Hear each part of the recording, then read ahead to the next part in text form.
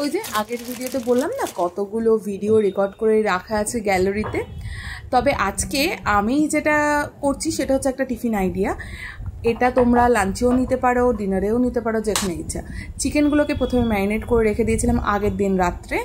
এটার মধ্যে peri peri মশলা, garlic, ginger আর একটু সয়া সস আর চিলি সস দিয়ে অল্প একটু নুন দিয়ে ম্যারিনেশন করা ছিল। ম্যারিনেশনটা করে রাখি এই জন্যেই যাতে কুকিং টাইমটা কিছুটা কমে যায়, কারণ সকালবেলা অফিস যাওয়ার সময় অত টাইম করে উঠতে পারি।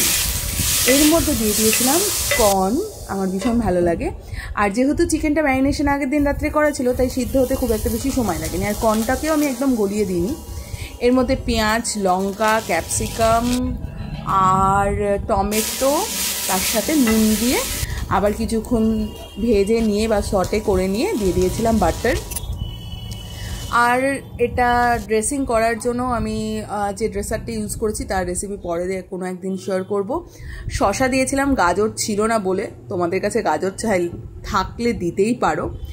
সমস্ত কিছু নিয়ে প্যাক করে আমি চলে গেছিলাম অফিসে। তারপর একটা ফাঁকা টেবিল দেখে, যেখানে 2013 সালের ক্যালেন্ডার দেখা যাচ্ছে, সেখানে বসে ড্রেসিংটাকে মিক্স করে নিয়েছিলাম। কারণ স্যালাডের ড্রেসিং আমি অফিসে আনলে একটু আলাদা করে আনার চেষ্টা করি, না হলে পুরো ব্যাপারটাই না কেমন কেমন টেস্টটাই পুরো পাল্টে যায়। দেখা হচ্ছে আবার নতুন ভিডিওতে। বাই।